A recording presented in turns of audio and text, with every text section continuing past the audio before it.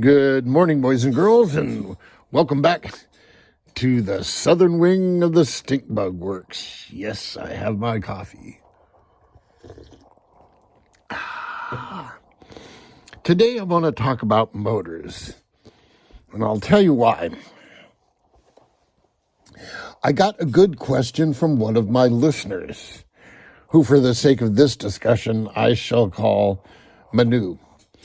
Anyway, he asked me, I was talking about this boat the other day, and I was mentioning some of the gremlins that I had, and I can't really blame the factory. I just, quality and control in China is what it is, and it was a quality control issue, and I'm sure it wasn't, applied across all the boats that ever came out. I'm sure I was just the unfortunate one to have this happen to them, but fortunately, I have the technology to repair it. So here's what the problem was. Let me find a suitable pointer. What would be a good pointer? I have all these pointers. Let's use a screwdriver. If you look right in here, well, what that part is right there is a 3mm bullet that goes into the plug, or a 4mm bullet, sorry, that goes into the plug here. So that is the bullet. And so the wire coming out of the motor is only this long. And so down here, I don't know if you can see, but down here, it's the same thing. The wire coming out of the motor is only that long. This wire coming out of the motor is this long.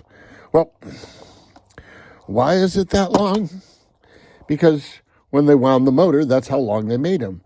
What they did was they connected another wire to it at that point, and then those became these extension wires that you see. So Steve winds his motors, and these are the actual winding wires. I mean, there's no splice. This is the wire that's wrapped around there however many times and in what fashion. Whereas these, I think these are soldered onto the wires that are wrapped around there however many times and however many fashion. So what had happened in this motor is that joint broke loose. And so I took the whole thing apart.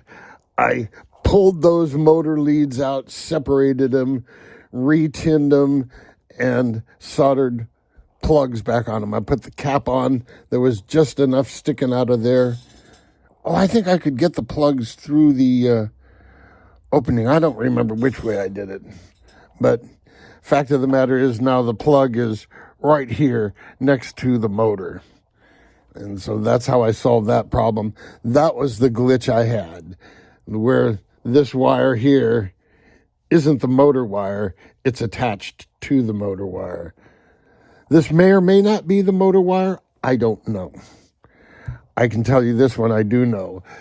I got a new kit of all these parts. Remember I talked about that I'm going to give away with the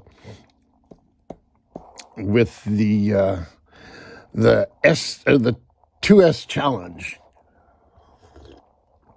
Hang on. And I went to pull that kit out to point at it as an example, and it has a different motor.